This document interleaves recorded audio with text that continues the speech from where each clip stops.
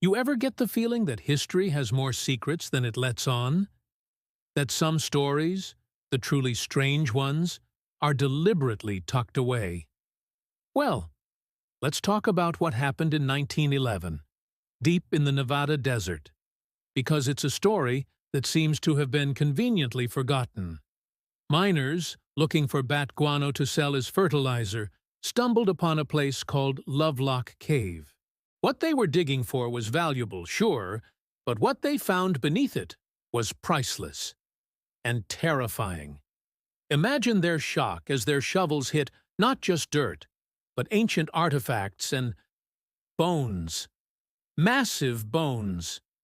We're talking about human remains that just didn't fit the historical record.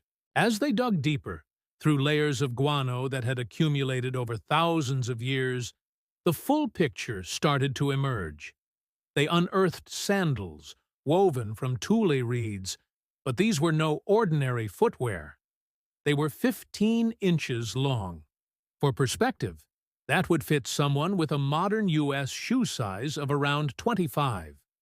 Who could have possibly worn these? But that wasn't even the most startling discovery. Among the artifacts were human skulls, but with one bizarre, defining characteristic. They were abnormally large, almost double the size of a typical human skull, and many had tufts of reddish hair still clinging to them. The local Paiute people had stories about this. They spoke of a tribe they called the Siteka, which translates to Tule Eaters. These weren't just another tribe. They were described in legends as a race of ferocious, red-haired giants. And according to the Paiute, they were cannibals. Early newspaper reports from the time ran wild with the story, connecting these incredible finds directly to the Paiute legends. They painted a picture of a prehistoric Nevada where giants roamed the land.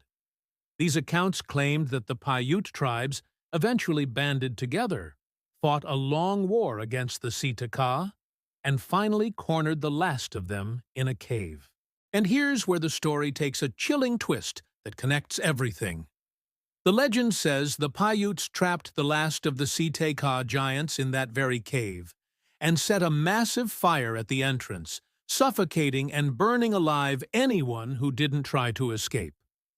When the miners broke into Lovelock Cave in 1911, they found layers of ash and scorched rock walls.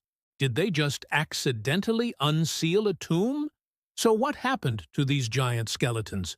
Where are they today? That's the most frustrating part of the story. The bones were reportedly sent to various museums and universities for study.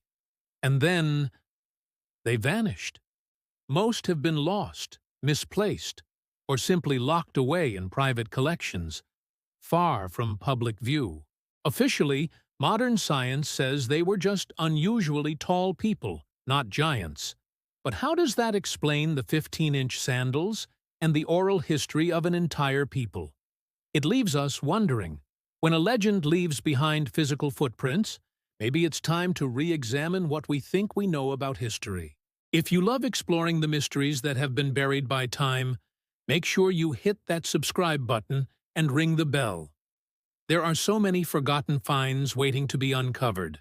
Thanks for watching, and I'll see you on the next journey into the unknown.